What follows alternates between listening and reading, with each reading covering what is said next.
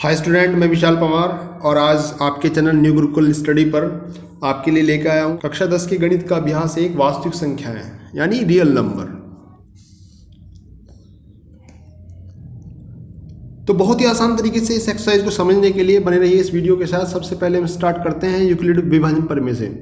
Euclid विभाजन प्रमेय क्या है, सबसे पहले हम इसका स्टेटमेंट लिख लेते हैं। यह है यूक्लिड विभाजन प्रमेय का स्टेटमेंट। और क्या कहा गया है इस स्टेटमेंट में, इसमें लिखा है दो धनात्मक पूर्णांक a और b दिए रहने पर ऐसी अद्वितीय पूर्ण संख्याएं q और विद्यमान हैं कि a बराबर बी क्यू प्लस r होगा और यहाँ r क्या होगा, 0 से बड़ा होगा और लेकिन r जो है b से छोटा होगा। इसका क्या मतलब है और इस पूरी प्रमेय का मतलब क्या है, इसको समझने के लिए चलते हैं एक एग्जाम्पल की ओर। जब आप किसी नंबर पर डिवाइड करते हैं तो उसमें चार चीजें होती हैं। एक होता है भाजक, एक होता है भाज्य, और एक होता है शेषफल और एक होता है भागफल।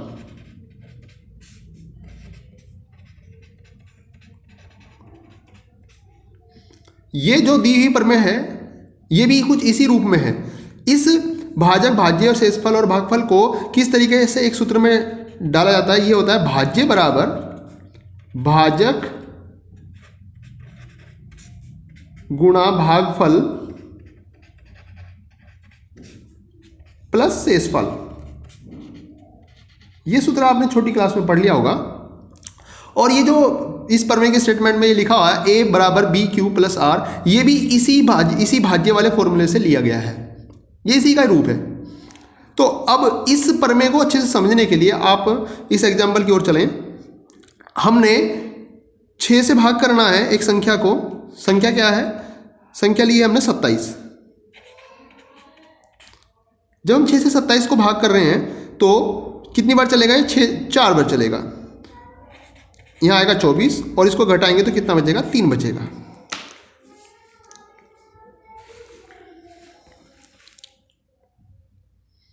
इस तरह से जब हमने 6 से 27 को भाग दिया तो 4 भागफल आया हमारा और शेषफल आया 3। चलिए ये लिख लेते हैं इसमें शेषफल और ये क्या है, भागफल आया। चलिए और भी जानकारी आप प्राप्त कर लें। इसमें भाजक और भाज्य क्या होते हैं, कुछ बच्चों को, स्टूडेंट को नहीं पता होता कि भाजक और भाज्य होते क्या हैं। जिस संख्या को भाग दिया जा रहा है, जिस संख्या को भाग दिया जा रहा है उसे भाज्य बोला जाता है और जिस संख्या से भाग दे रहे हैं उसको भाजक बोला जाता है। ये बात को समझ में आ गया होगा। भाज्य कौन है, जिसको भाग दिया जा रहा है, और भाजक कौन है, जो भाग देने वाला है। भागफल क्या है, जो भाग करने के बाद आपको संख्या प्राप्त हुई है, और शेषफल जो संख्या शेष बची है उसको शेषफल कहा जाता है। अब इस उदाहरण में जो 27 था वो भाज्य है। इस तरह के हमने ये सबको इसको डिफाइन कर लिया, भाजक कौन है, भाज्य कौन है, भागफल और शेषफल कौन है। तो इसको वापस इसी फॉर्मूले में हम रख के लिखते हैं। 27 इसमें भाज्य है, भाजक है 6, भागफल है 4 और शेषफल है 3। और इसको वापस हम कैलकुलेट करेंगे तो ये दोनों साइड इसकी बराबर आने वाली है। 27 के बराबर आएगी, 6 चौक 24 प्लस 3 जोड़ेंगे तो 24 और 3 कितना होता है, 27, यानी 27 बराबर 27। यानी कि ये फॉर्मूला जो हमने लिखा है ये वेरीफाई हो रहा है।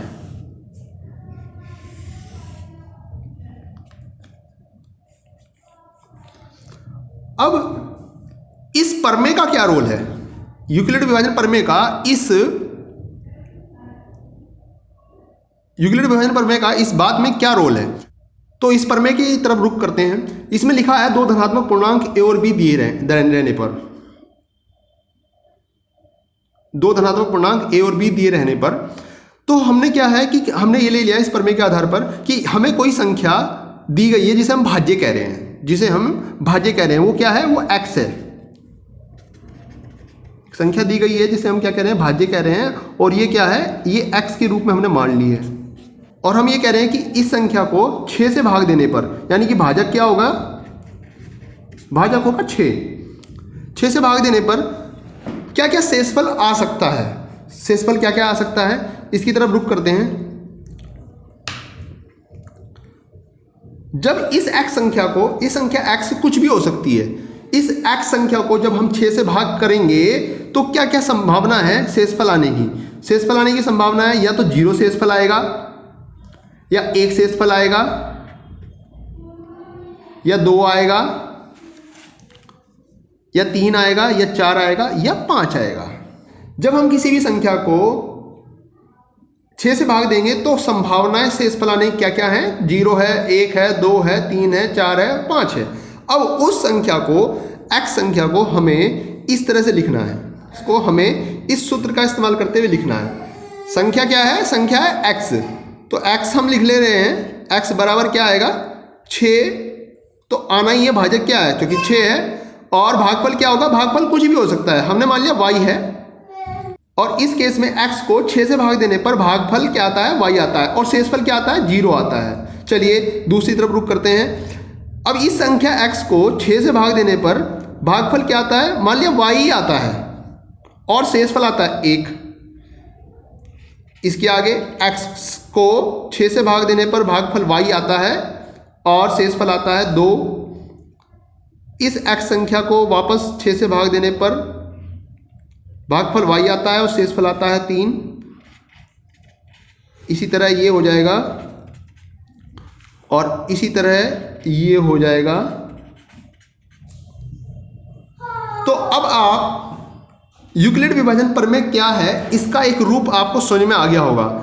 यानी कि यहाँ इस उदाहरण में हमें एक संख्या दी गई थी, भाज्य हमें दिया गया था, जिसको हमें 6 से भाग करना था, और भाग करने से 6 से भाग करने पर इस संख्या को शेषफल आता है 3 और भागफल आता है 4। लेकिन यदि कोई संख्या हमें ना दी गई हो, केवल ये कहा है कि किसी संख्या को, यानी कि वो x के पदों में हो सकती है, और उसको भाग देना है किससे? 6 से भाग देना है, तब उसकी क्या क्या संभावनाएं हो सकती हैं लिखने की। उसकी ये संभावनाएं जो हमने लिखी हैं वो ये संभावनाएं हो सकती है। x को हम ये भी लिख सकते हैं, x बराबर होगा 6y के, या x बराबर होगा 6y प्लस 1 के, या x बराबर होगा 6y प्लस 2 के, x बराबर होगा 6y प्लस 3 के, x बराबर होगा 6y प्लस 4 के, x बराबर होगा 6y प्लस 5 के। इतनी संभावनाएं आपके सामने होंगी, इतनी संभावनाएं आपके पास होंगी उस संख्या को लिखने के लिए। तो ये जो हमने रूप लिखे हैं, ये सभी रूप जो हैं यूक्लिड विभाजन प्रमेय से ही लिखे गए हैं। अब दोबारा आप समझ सकते हैं दोबारा इस यूक्लिड विभाजन प्रमेय को इस उदाहरण के आधार पर कि क्या कि 2 धनात्मक पूर्णांक a और b क्या रहे हैं? a और b रहे हैं, यानी कि जिस संख्या को भाग दिया जा रहा है, यानी कि भाज्य क्या है और भाजक क्या है, उसको हम b कह रहे हैं, भाजक को हम b कह ले रहे हैं। इस प्रमेय में भाजक को b कह ले रहे हैं और संख्या को हम a के रूप में कह ले रहे हैं।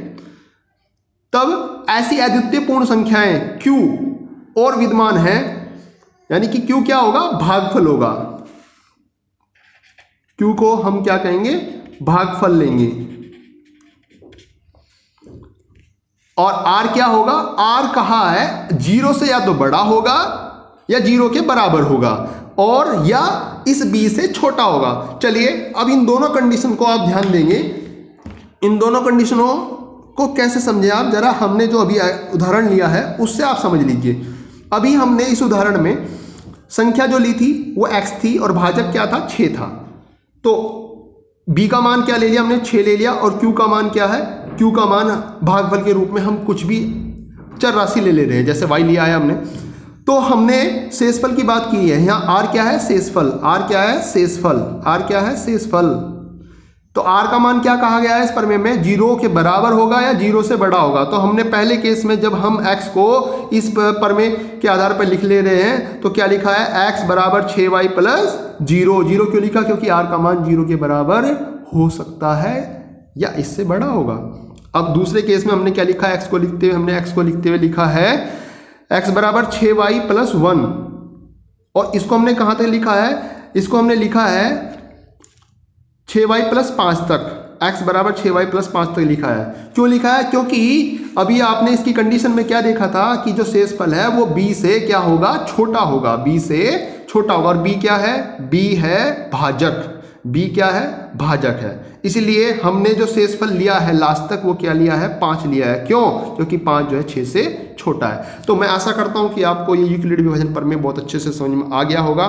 इसी का यूजेस जो है पहली 1.1 एक्सरसाइज में हुआ है। इस प्रमेय के आधार पर और भी बहुत सारी बातें क्वेश्चंस में आपसे पूछी जा सकती हैं कि यदि तो हमसे ये पूछ लिया कि कौन कौन से रूप होंगे जिसमें वो विषम संख्या होगी। जब किसी संख्या x को भाग दिया जा रहा है 6 से, तो कौन कौन सी उसके रूप में लिखा जा सकता है उसको कि वो एक विषम संख्या हो। अच्छा चलिए आप बताइए कि जब किसी संख्या को 6 से भाग दिया जाता है तो क्या वो सम होती है या विषम होती है? वो सम होती है। आप जानते हैं क्यों? क्योंकि 6 के पहाड़े को आप जरा ध्यान दीजिए। 6 के पहाड़े में क्या आता है? 6, 6 दूनी 12, 6 तिया 18, 6 चौक 24। सभी जितनी भी संख्याएं आएंगी क्या होगा? सब सम होंगी। आप जानते हैं सम और विषम की परिभाषा। ओड इवन क्या होता है? ओड इवन को आप दोबारा से समझ सकते हैं। ओड क्या होता है? यानी कि विषम संख्या क्या होती है? जो 2 से नहीं कटती हैं। और सम इवन संख्या क्या होती है? जो 2 से कट जाती हैं। ठीक है, तो 6 के पहाड़े में जितनी भी संख्या आने वाली है वो सब क्या है? सम संख्या, क्योंकि सभी संख्या 2 से कट जाया करती हैं। अब जब हम इस संख्या को इस रूप में लिख रहे हैं x बराबर 6y प्लस 0, तो इस संख्या के इस रूप में 6y प्लस 0 लिखा है, यानी कि कोई भी शेषफल हमारे पास नहीं है। शेषफल कुछ भी नहीं है। शेषफल नहीं है तो इसका मतलब क्या है कि वो सारे का क्या है? 6 के गुणज हैं। क्या है? सारे 6 के गुणज हैं। ठीक है, तो 6 के गुणज का मतलब है कि वो 6 के पहाड़े में आने वाली संख्या है। तो यानी कि ये वाली संख्या का रूप जो होगा क्या सम होगा या विषम होगा? ये होगा सम। ठीक है, चलिए सेकंड केस पे चल रहे हैं हम इसके। ये लिखा हुआ है x बराबर 6y प्लस 1। ये लिखा है x बराबर 6y प्लस 1। अब इसको ध्यान दे दीजिए आप, जब इसमें 1 जोड़ दे रहे हैं तो क्या ये सम रहेगी या विषम? अच्छा, 1 में 1 जोड़ते तो क्या आता है? 2, और 2 में फिर क्या जोड़ते हैं? 1 जोड़ते हैं तो क्या आता है? 3। अब यानी कि आप समझ गए होंगे कि एक संख्या को छोड़ के अगली जो संख्या लेंगे वो क्या होगी? विषम होगी। पहले वाली क्या होगी? सम होगी। फिर विषम के बाद क्या आएगी? सम। फिर सम के बाद क्या आएगी? विषम। विषम के बाद सम, सम के बाद विषम, विषम के बाद सम, सम के बाद विषम। इस तरह की संख्या आती रहती है। तो आप समझ गए होंगे कि जब हम इसमें 0 शेषफल आ रहा है तो ये सम है, और जब हम इसमें 1 जोड़ दे रहे हैं तो ये विषम है। इसके बाद जब हम 2 जोड़ दे रहे हैं तो क्या है? सम है। और जब हम 3 जोड़ दे रहे हैं तो क्या है? विषम है। जब हम 4 जोड़ दे रहे हैं तो क्या है? सम है। और जब हम 5 जोड़ दे रहे हैं तो क्या है? विषम है। तो कितने केस में सम हुआ? सम कितने केस में हुआ? इस केस में सम हुआ, इस केस में सम हुआ, इस केस में सम हुआ। ठीक है, यदि आपको सम वाले केस लिखने हैं तो आप कैसे लिख के दिखाएंगे? सम रूप होंगे इसके, इस संख्या के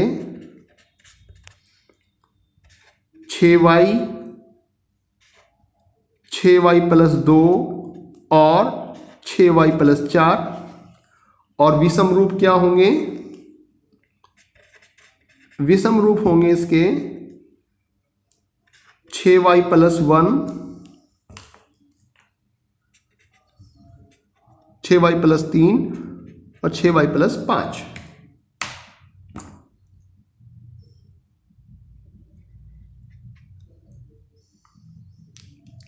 6y प्लस 1, 6y प्लस 3 और 6y प्लस 5, ये सभी क्या कहलाएंगे? इसके विषम रूप होंगे। इसको आप वेरीफाई कर सकते हैं। कैसे?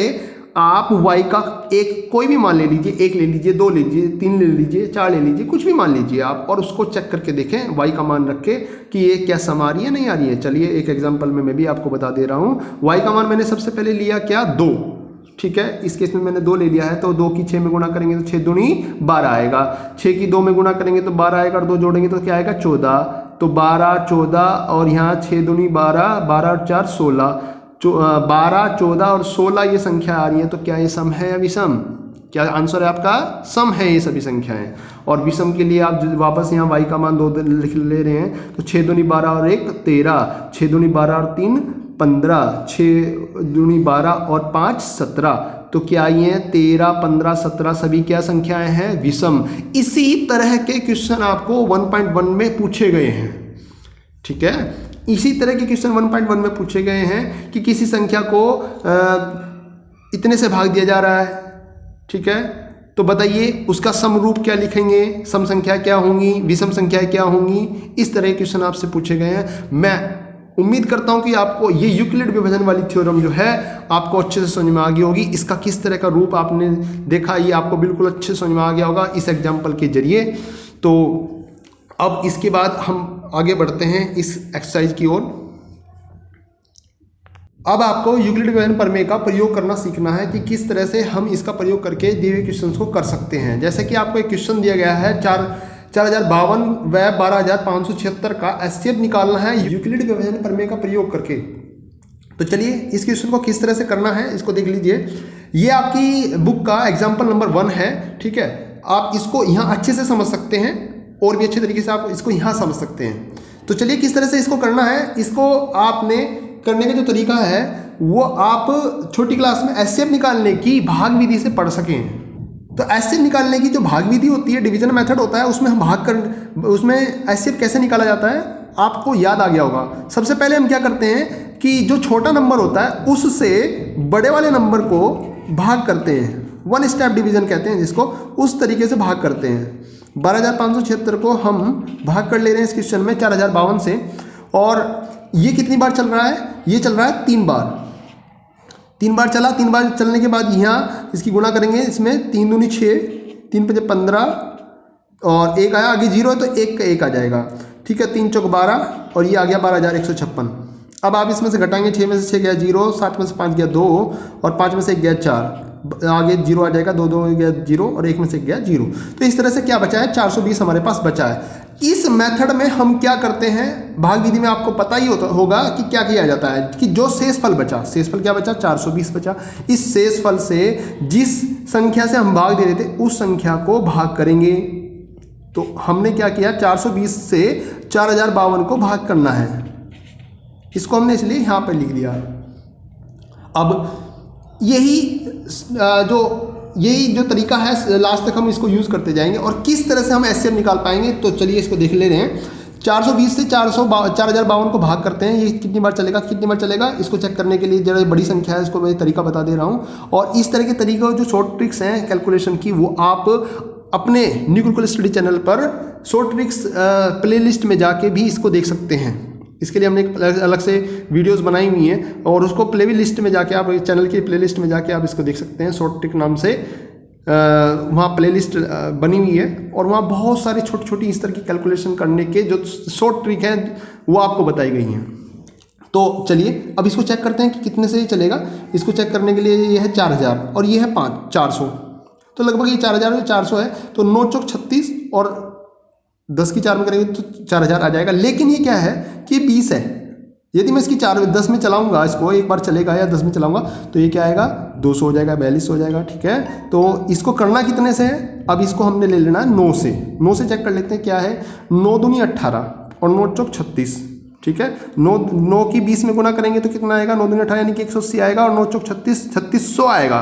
तो 3600 में 180 जोड़ा तो कितना आया, 3780। इस तरह से आप लिख सकते हैं, ठीक है। तो हमने कितनी बार चलाया, ये 9 बार चलाया। अब क्या करना है, इसको घटाना है, घटा के कितना है, यहाँ 2 में से 0 गया 2 और 5 है, यहाँ 8 है, तो क्या करेंगे, कैरी करेंगे इधर, 15 हो जाएगा, 15 में से 8 गया, कितना बचेगा, 7 बचेगा। अब यहाँ हो गया 9, 9 में से 7 जाएगा तो कितना बचेगा, 2, ये आ गया घटा के 272। अब क्या करना है, वैसे ही जैसे हमने यहाँ किया था 4052 से जब हम 12576 को भाग करें तो शेषफल बचा था 420 और फिर हमने 4052 को क्या बना दिया था, भाज्य बना दिया था। इसी तरह आपको 420 को क्या बना देना है, भाज्य बना देना है, ठीक है। तो 420 को हम ले आएंगे यहाँ पर, ठीक है। 420 को हम यहाँ पे ले आए और अब इसको भाग करना है किससे, 272 से।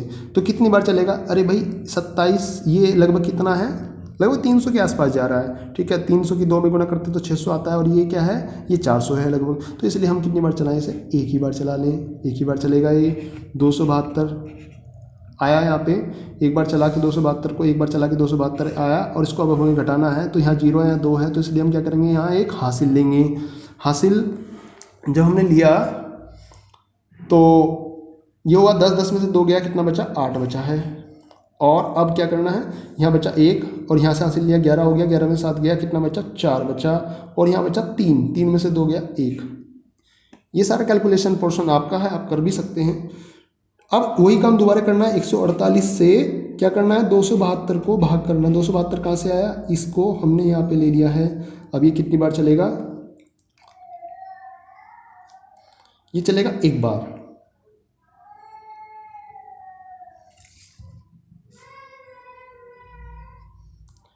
ये चलेगा एक बार, तो एक बार चलाया तो हमने कितना आया 148, और ये हो गया है, घटाएंगे इसको तो 12 में से 8 गया 4 बचा, और यहाँ एक हासिल हमने कैरी कर लिया था, यहाँ पे एक कैरी कर लिया था, तो 12 में से 8 गया 4, एक कैरी करने के 12 बाद एक कैरी करके यहाँ 12 में से 8 गया 4, और यहाँ बचा 6 में से 4 गया कितना बचा 2, और यहाँ 2 में से 1 गया 1।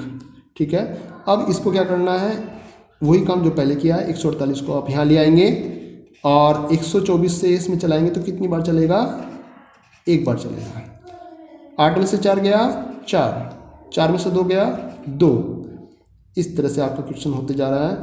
फिर वापस आपने क्या किया, 124 आपने यहाँ ले लिया,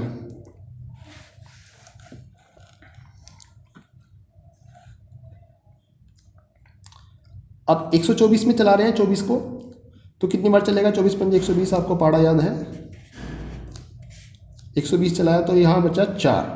अब क्या करना है, वही काम जो हम पहले से करते आ रहे हैं पूरे प्रोसेस में, 24 को क्या लेंगे, यहाँ लेंगे।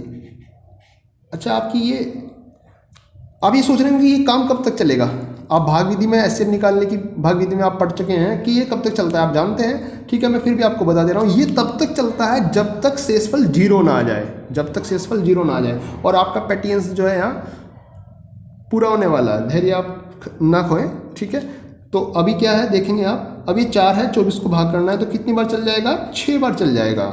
4 को 6 से, ठीक है, पूरा चल जा रहा है तो 4 छक 24, कितना आया 24 आया, और शेषफल क्या बचा, 0 बचा। ठीक है, अभी मैंने आपको बताया कि कब तक चलाना है, जब तक शेषफल 0 ना आ जाए। ठीक है, ये पूरा प्रोसेस कब तक चलाना है, जब तक शेषफल 0 ना आ जाए, और हमारा शेषफल क्या आ गया, 0 आ गया है। तो अब कंक्लूजन क्या, निष्कर्ष क्या निकला है हमारा, इस पूरे सॉल्यूशन में हमने निष्कर्ष क्या निकाला है, निष्कर्ष है हमारा कि इन दो संख्या, जो संख्या में दी गई थी, दो संख्या कौन कौन सी दी गई थी, 4052 व 12576, 12576 क्या निकालना था किसका निकालना था हमें, एचसीएफ।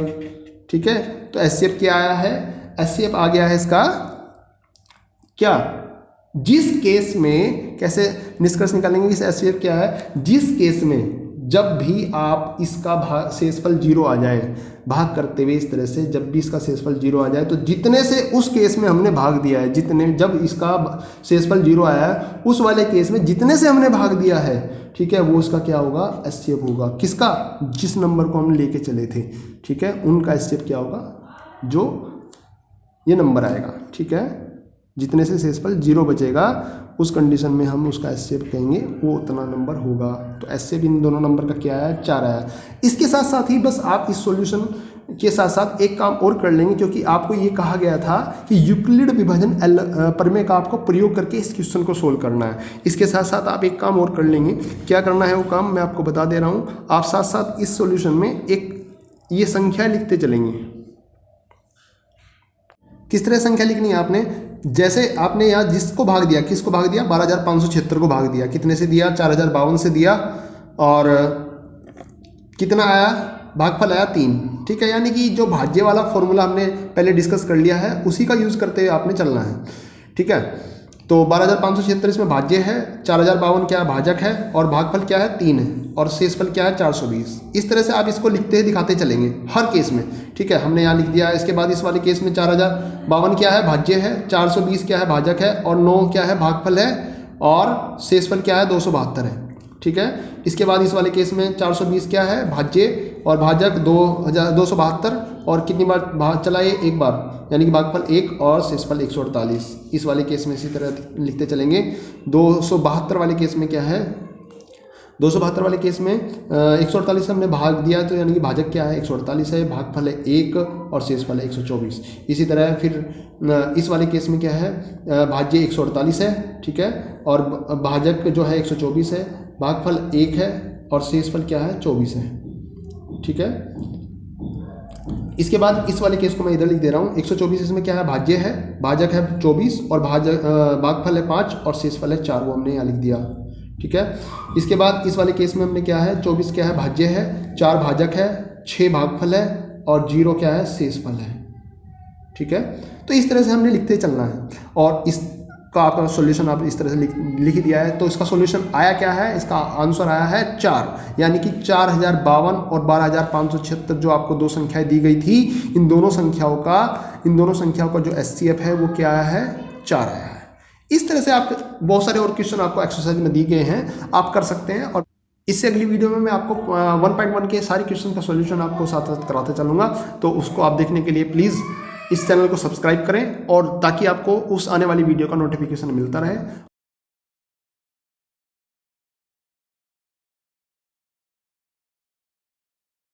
ठीक है, और इसके बाद आपको कोई डाउट है इस एक्सरसाइज के इस डिस्क्रिप्शन में, तो आप मुझसे कमेंट बॉक्स में कमेंट करके पूछ सकते हैं।